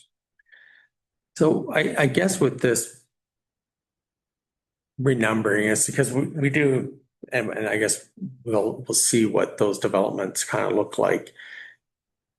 It's just getting to the point of where we can't do a workaround anymore. Is that my understanding? Yeah, go ahead. I think that there's a number of things that have happened over time. The creation of the West was likely at some point where the municipality actually boundaries were increased. Right. So it was outside the boundary, now it's inside the boundary. And these are very commonly take place when those kinds of transitions happen. You need some kind of sequencing that fits well with 911. Sequencing we have right now with just having a W at the end of your name is problematic because you then create two addresses that are within close proximity to each other. One is west and one is not. There's not a logical topographical reason when you're driving down the road to recognize you left the municipal boundary from 40 years ago. It's just not there on the ground. So this will allow us to have something that would fit well with the new animal programs. Go ahead, Gene. Through the chair. Just to quickly go over a number of, for example, examples.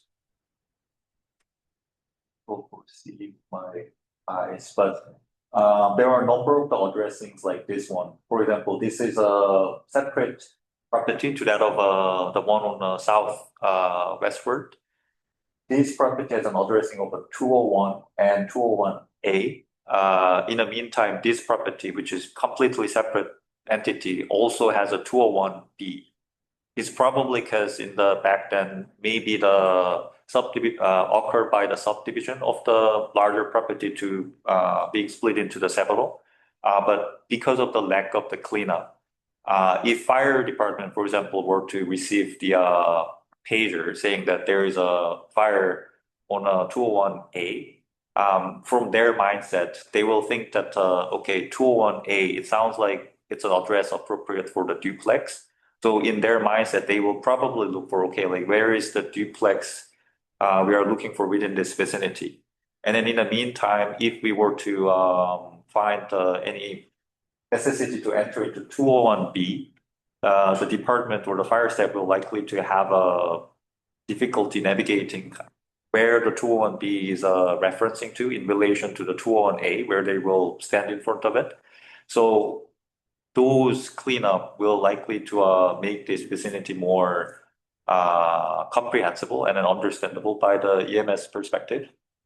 And other things are, I believe, this property, which is a recently stratified development. This, at the present, I believe is by the default system, it's a 0 Old Town Road. And then number 0, whatever the road name is, should never occur because of EMS and then fire consideration.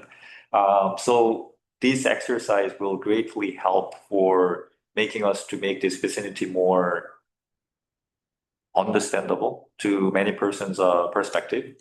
And based on the brief research that staff conducted, I believe among the approximately 60 properties that will be affected. 60 properties, along with the Old Town Road naming parcels. I believe it's less than 12 properties that will be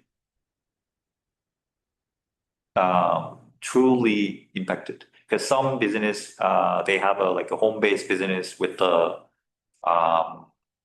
business licensing, I believe. So that those properties may be slightly affected, but considering the benefit that we will get by conducting this exercise, I believe it will benefit surpasses the difficulty, and that's the reason why the policy that we would consider usually anticipate the tiered approaches, one for the residential property and then one for the other for the commercial property. So it's a tiered, so that to compensate the due administrative cost that one may need to go through. Gordon. Yeah, through the chair. Yeah, I understand where you're going. It's gotta be corrected. Like right now, I think we have, what do you have? You have 200 Old Town Road properties, like one's designated as Twin Acres and the other one's the old gravel pit there. Yeah, just the least business interruption for businesses or business, because, they have websites, they have, they just have so much, if it's just a residential property, you have your address change, it's not a big deal. You got to let a few of the family and friends know. But when you're talking to business, it causes all kinds of issues for marketing and changing your website and doing all that stuff. So yeah, but I understand where you're coming from. You can't have a couple of same addresses on the same road for 911. But yeah, it's just concerning when you're worrying about businesses. Dean, go ahead. Comment, and I think it's important for our current 911. We also have a subdivision that took place in this area that's going to create some large development parcels. Really wanted to clean this up before those developments take place, so we don't introduce a whole bunch more doors that have to be changed for the future. So we anticipate seeing some larger developments in this area. And before that happens, having the addressing addressed so that those projects go smoothly. As far as addressing is concerned, is one of the objectives. John? I don't think anyone's in disagreement with having to have this change, really. It only makes sense, as even for a business aspect, having the number of workstation reason. So Google does work pretty good, but sometimes having the number ready for really located. I don't think anyone's in disagreement with this. By any means, that just has to get done. Yeah, it does. I remember this about, I don't know, I want to say 2 years ago, 2.5 years ago. Yeah, I like your approach that you're gonna leave the two major businesses there with, and I believe I understood this correctly, with the same addressing, so they don't have to go through it all. Yeah, I mean, businesses, it's just so much more complicated than if you're just doing a residential address. I guess my question is, how many businesses, commercial businesses, do we have along that strip? I mean, we obviously know the two because they're large and they've been there, but is there other, like, I guess I just don't know the number of how many commercial businesses we have along that avenue. I know. Yeah, go ahead. Thank you, through the chair. I'm unsure if I referenced the accurate enough number, but last time when I briefly checked, number of possibly affected commercial properties, which would also include that larger, for example, the Old Town Road marina and the manufactured home facility. Those are one of the significant commercial properties, and I believe there are 10 properties that is relatively residential and zoned residential as well. But they do, I believe, have a number of business licensing indicating that they are using those property as some kind of home-based business use. Okay. And I guess, so as part of the process, presumably we're going to notify them but roll out at the same time, here's how we're going to support you and here's some compensation. Is that correct? Yeah, go ahead, Dean. Staff will bring forward the recommendation received today to council. This proposal will include the policy that will go out to the residents affected. They'll all receive a copy of the letter explaining what we're proposing, as well as what the policy is for compensation and what they can do and where they would have an opportunity to present any concerns or any questions they have, and then we would roll it out at a future date. It's outlined with the letter. It's not an immediate thing. Normally it's within 30 to 45 days. Okay. Well, based on this agenda, I think council's going to get a few letters the next little bit. Anyways, have a motion to approve and recommend. John, make that motion. Resolution to support. Yeah, to support. Yeah, sorry, not to approve, to support. Yeah. And seconded by Gord. Any discussion, further discussion on this? Oh, okay, all in favor? Okay, that is supported. Off to council it goes. Gonna have a hefty agenda there, Colleen. Okay, District of Sycamoose Heritage Registry. I'm gonna ask June to start, and then after that, you can get up to the microphone and speak, or, yeah. Go ahead. Thank you, through the chair. I brought a quick note regarding a community heritage registry. This is a requested item from the last year, I believe, November PDC. So just to quickly go over the timeline of where we are at. So in 2021, District Council adopted the Heritage Designation Bylaw, through which the Red Barn was recognized as a Sycamoose first heritage property.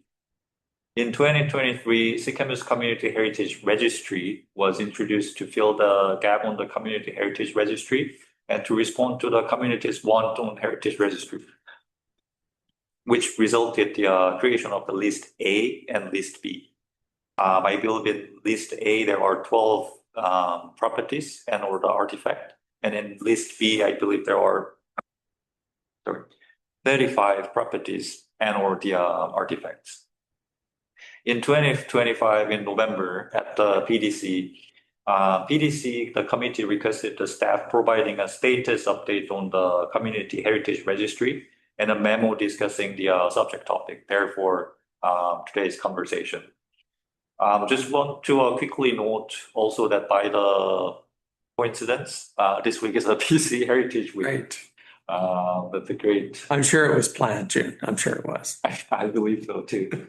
So just quickly go over the importance or why we may want to consider the number of community heritage aspect of what we have.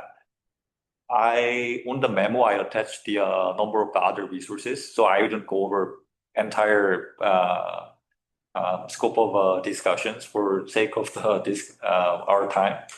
Just to name a few, the historic site, building, and artifact can contribute to ensuring communal identity.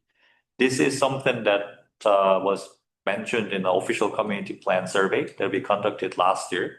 A number of the residents were pointing out that we want to preserve the idea of like a small town, or we want to keep our number of heritage or the community pride to be conserved. So this aspect is in relation to that. And the second one is that it can serve as one of many useful tools to deliver theme or thema on the community, which can contribute to tourism and economic development.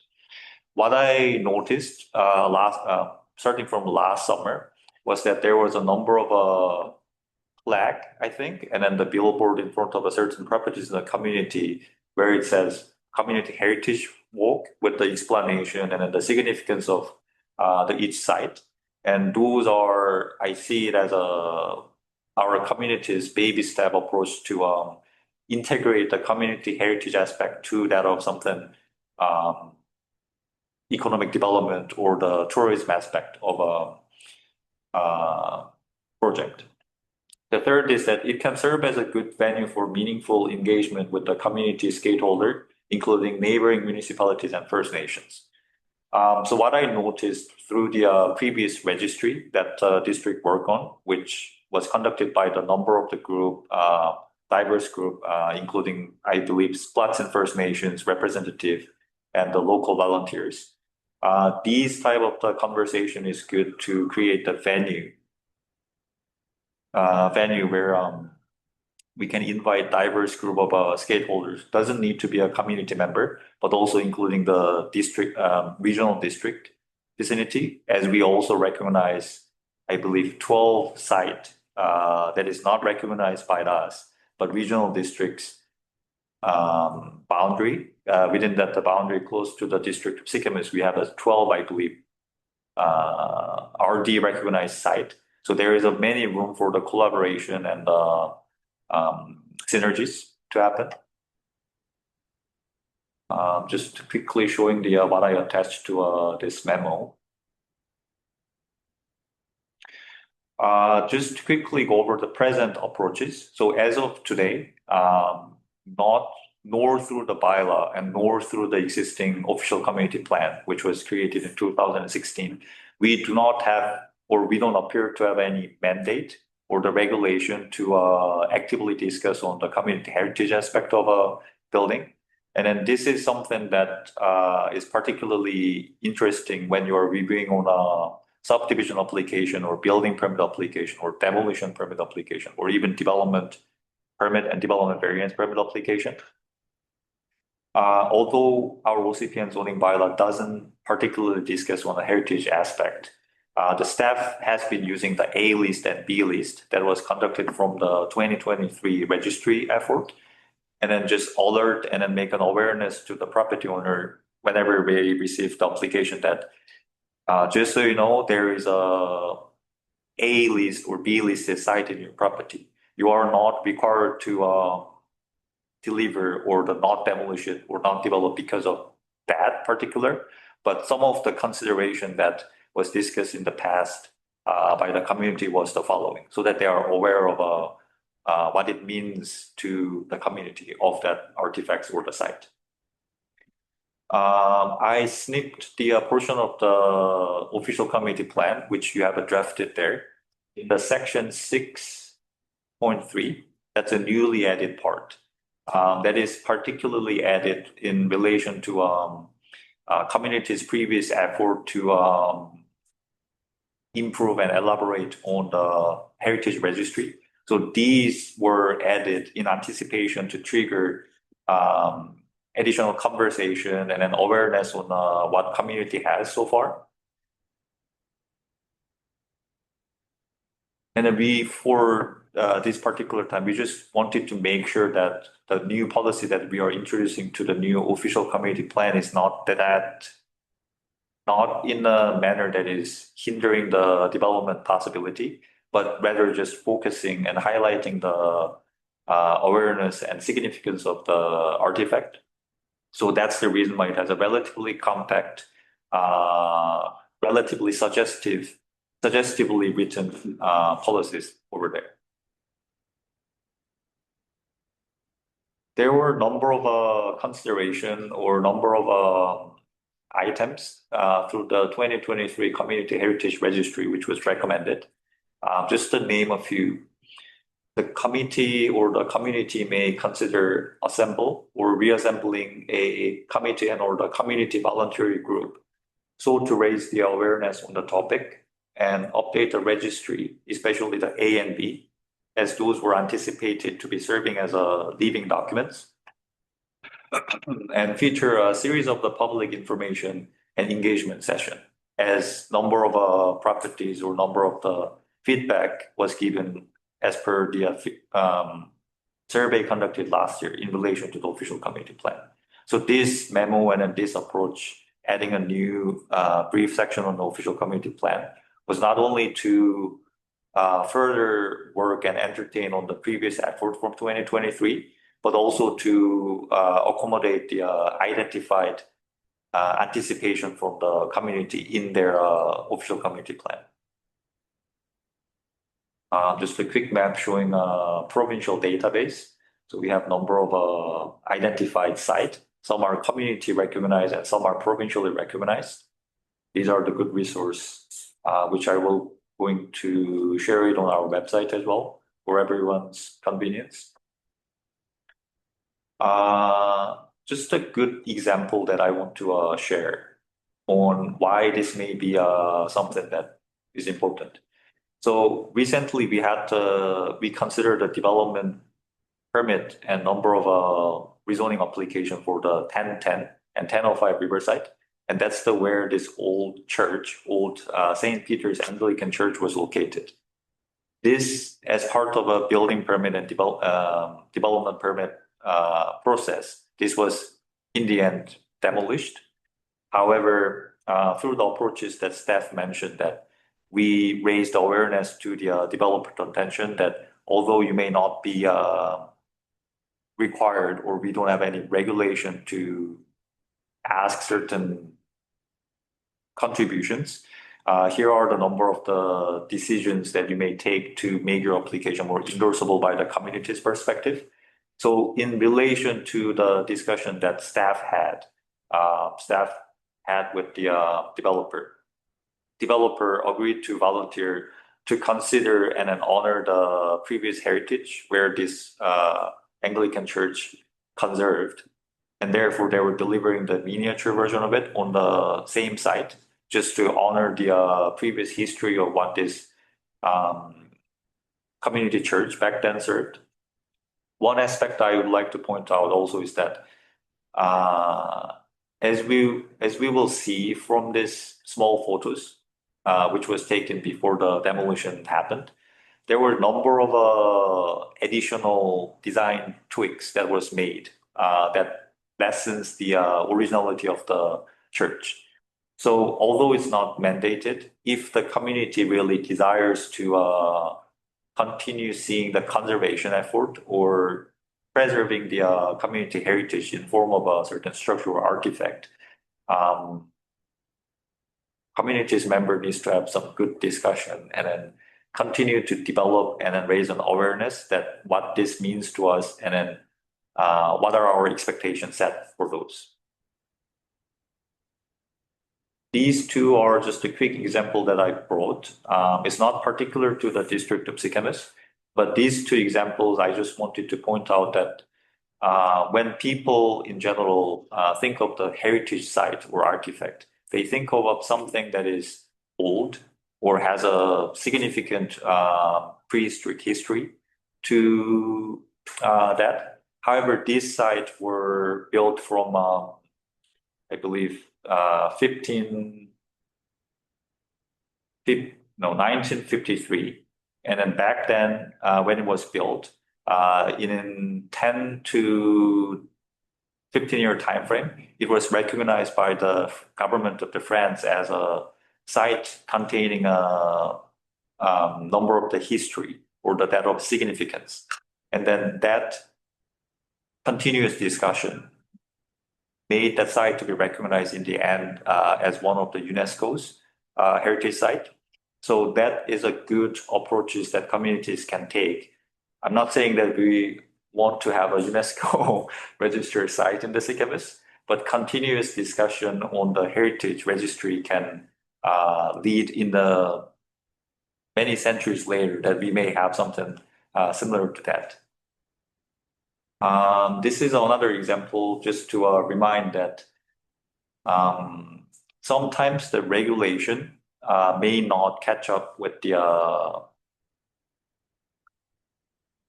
aspect that makes this particular site or artifact highly significant to the community. So I would highlight that it is really important for us to go over A list and B list and continuously check, do we even to these days still deem this artifact to be that of significant? Because sometimes in smaller rural communities, what often happens is that people conserve a sentimental value to, let's say, old house that used to be occupied by their friends or friends' family. And by doing so, they deem it as a community heritage registry. So the mature discussion that we can further have to depict what is the particular significance of this site or the house, and how should we build our expectation to, if we were to conduct the number of the other researches, will serve as very useful.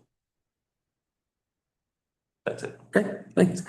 You want to go up to just state your name at the microphone so people online can Thank you. understand who's speaking. Yeah.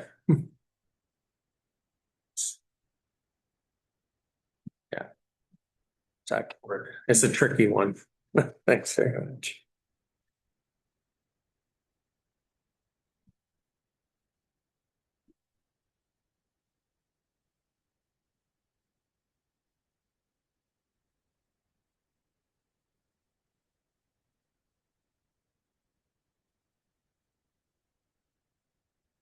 My name is Barb Davidson. I'm a full-time resident of the community of Sycamoose. I have an interest in heritage and I have an interest in participating in the improvement of my community. Thank you for the opportunity to speak before the Planning and Development Committee. It is encouraging that your committee is starting to consider heritage in your deliberations. Upon review of the video recording from the November 19th PC meeting, I came upon a discrepancy. The motion put forward by the committee is not exactly what has been addressed today. What you asked for was for staff to provide a summary memo for discussion of the components that would need to be incorporated into a heritage program for the community. What you got was an update on the Community Heritage Registry, as well as some proposed heritage policies for the draft OCP. Both the Community Heritage Registry and OCP policies are part of a heritage program or strategy, but they are not the only components. To refresh your memory, the registry was adopted by Council almost 3 years ago in June 2023. Should the registry be revisited? Absolutely. It was intended to be a living document, but it's only one element element of a larger program. I have provided you with a handout that includes recommended actions for the district of was extracted straight from the Community Heritage Registry. Today's staff update did not address whether or not any of these recommendations have been acted upon. Furthermore, these recommendations weren't intended to provide a complete strategic framework, but rather to help identify a possible path. With regards to updating the official community plan, typically changes or additions will be brought to the community for discussion, collaboration, and debate in order to develop a better, more well-rounded policy, as well as to provide transparency and accountability. Sum is greater than the parts. Kudos to the district for the foresight to add a new heritage section to the OCP. These proposed policies are a good start, but the entire draft OCP document could be strengthened by sharing it with the public for their input. Even if you receive only a handful of comments by self-professed geeks like me, at least you have provided opportunity. Community plans should be by and for the community. As a Planning and Development Committee, my goal today is to refresh your memory regarding two important planning documents. First, the need to expand upon and act on the recommendations from the Community Heritage Registry, and to map out the process to develop and implement a multi-component overarching heritage strategy. And secondly, the need for public review and incorporation of public feedback into the draft OCP document prior to public hearing and adoption by council.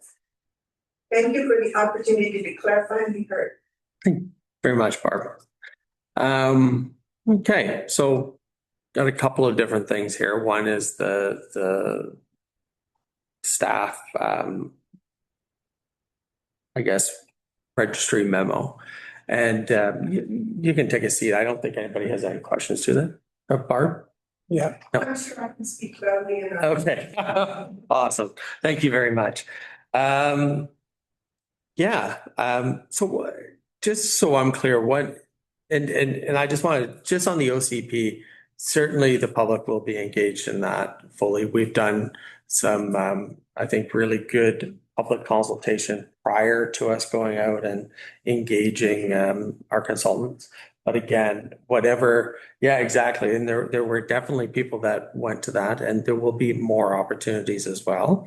It's good to hear because initially on the district website, when the public consultation component of the OCP was occurring, it was posted that the draft OCP would be available for public review at the end of August. And then it shifted to the end of September, and now it's not on the website at all, which suggested to me, but probably not only me, that public consultation has been completed. No, and in fact, it's quite the opposite. We're just receiving the draft ourselves. I haven't read it myself. It will come to council. There'll be consultation, and there'll be a path forward where there will be opportunities for further public comment. So no, it's the opposite of being completed. It's delayed partly because this is something every municipality in the province is doing currently. So the process of having people develop the OCP is slower than what we were anticipating. That's it. But no, the public will certainly be engaged as well. So, okay. I guess flipping back to the staff presentation, I just want to be clear, what are you asking for us to kind of comment on today or give direction? Yeah, sorry. There was no particular direction seek or the recommendation we were looking for. This was purely in response to the committee's mentioning of the Community Heritage Registry.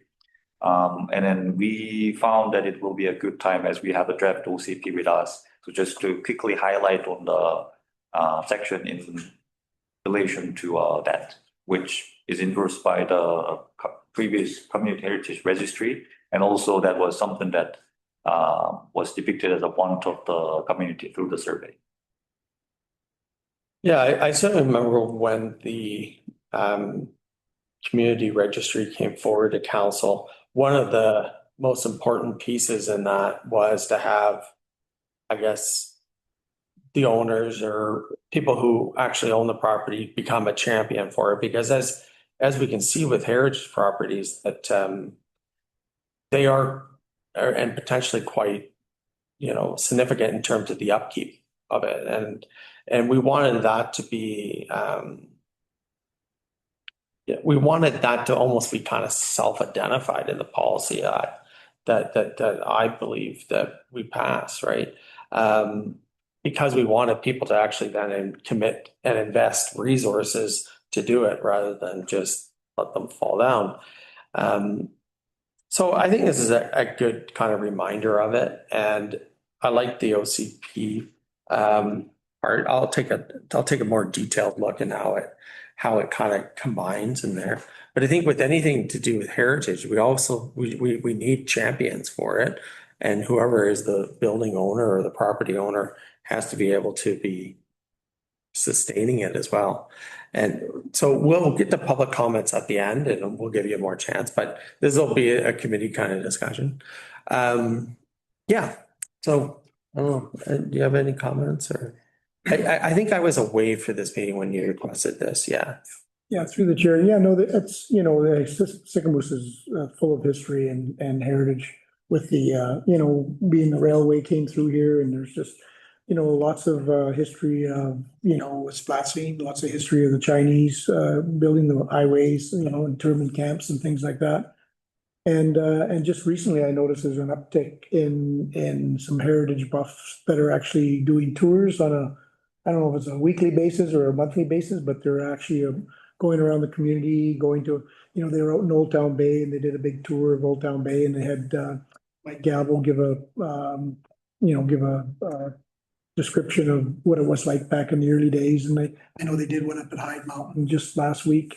And yeah, so there is a big uptick, and you need, like you say, you do need champions, and Barb, you've been a big champion of the history here, and your family's been here forever. And yeah, it's important to the community. So yeah, looking forward to, this is the first time I've seen the OCP today and haven't seen a digital copy at all. So we got lots of work to do. Yeah, it's quite good. Do you need anything further from us? Yeah. Okay. I'm gonna get the public comments and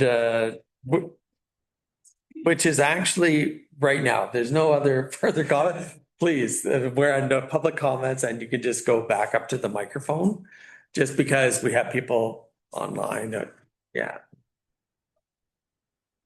I was the chair of the committee, the volunteer committee that created the Heritage Registry. So I'm very familiar with it.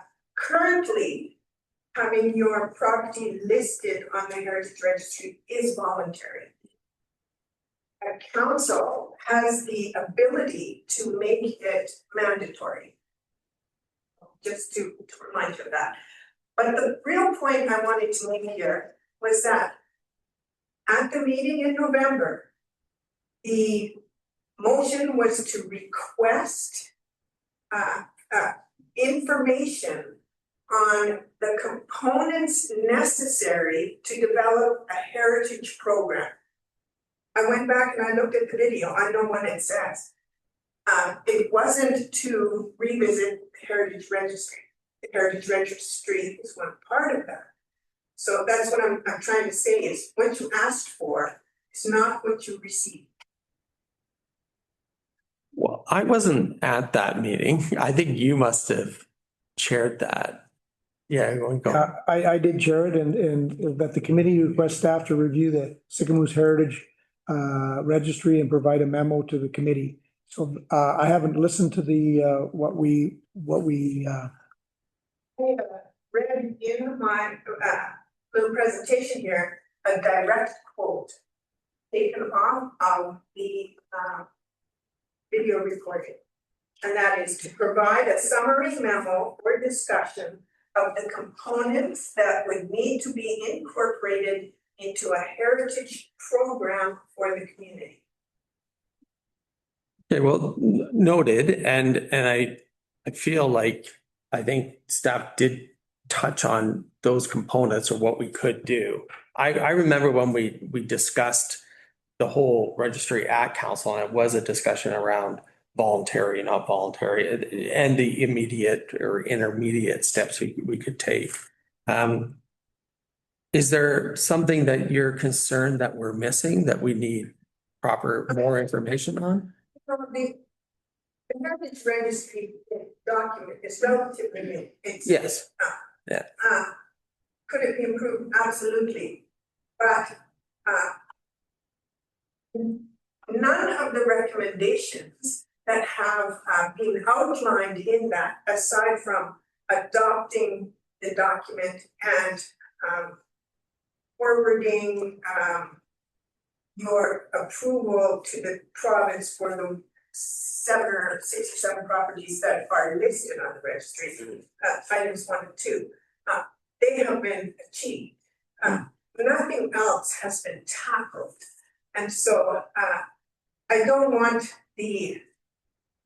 all of the energy to be put towards redoing the whole registry, but rather to look at some of these other components, like heritage strategy, being it a strategic goal, like putting funds into assessing buildings that the district already owns, that are listed on the registry, I don't know, June touched on some of them, the A list and the B list are only properties identified by the public. They could be researched for further detail, but as I said, 2 of the 8 or 9 recommendations which were given have been addressed, but none of the other things have. So, yeah, go ahead, Jim. Thank you, through the chair. In response to the gallery's comment, we are aware that because I also read the community heritage registry documents as well, and then I saw a number of the initiatives and the suggestion made from there to drive all the initiations or the recommendation that was identified there. I believe there is some kind of a core driving component that tracks the sub-component, and then one is being official community plan policy updates, which is being rendered to. And then as the draft OCP will be available to the public shortly, public, including the previous group that was deeply involved with the registry, can re-forward a number of the feedback or re-remind number of the consideration that they formed back then, so that it could be further elaborate the current prepped section of the official community plan. And then accepting the one of the strategies that was identified in using of A list and B list, although it was not adopted as a formal procedure, as we kind of briefly observed that the consideration of the rezoning of 1010 and 1005 Riverside Avenue development, staff has been not formally, but using the documents as a reference and a guide so that we identified and further elaborate. Yeah, so there, I personally am a big fan of a heritage registry too. So I will, whether it's adopted or not, I personally have been using the documents as a guideline. And I hope to see more elaboration on that as well. So if you'd like to provide us some more commentary, reviewing of the official community plan draft, we'll take a pick. Yeah, no, again, the public will be engaged in this. And I think overall, this is a young kind of document, or the registry that this council even passed. And as it evolves, it evolves. And we also have to ask and have the people who actually own the properties too, as part of it. And so that was an important component when that registry was passed. So, okay, I am cognizant of that we've actually moved past this item and we're in public comment. So I will ask if there's any other people for public comment, public discussion. Deb, Oh, yes. So Deb, go ahead. Unmute. Can you hear me? Yes. Go Yeah, ahead. I just wanted to make a quick comment. I did submit a letter in support of the Martinson short-term rental, but I just wanted to make a more general comment that I know when we originally were looking at short-term rental policy, we were concerned about affordability and the impacts and such it had on that. But the reason I supported the Martinson one was we have a very limited amount of that sort of rental, short-term rental housing in Sicamous. So specifically, I use that for my experts for the Fungi Festival. And honestly, if that wasn't available to me, I don't know if I could do the Fungi Festival because, of course, before Joe Schmucks had comped my guys' accommodation. But to buy, so if you're in a situation where you need group housing, whether it's a big family or something like I do at the Fungi Fest, it's really tough to make several hotel rooms work for that. So just something general to kind of keep in mind when we're looking at this going forward is that it is good to have larger homes that can accommodate large families and such in the mix of what we offer in Sicamous, and it's really limited. Okay, thanks very much for that, Deb. Will that letter be included in the council package?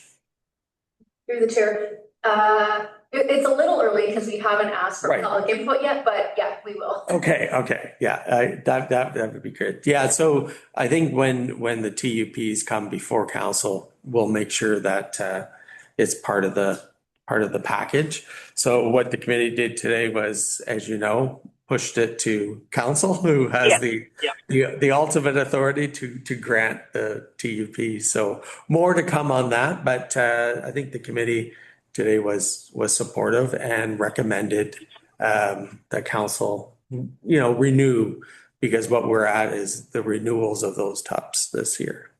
Yeah. Okay. Any further public comment? Anybody online? Sure. Not regarding what I was speaking to. Yep.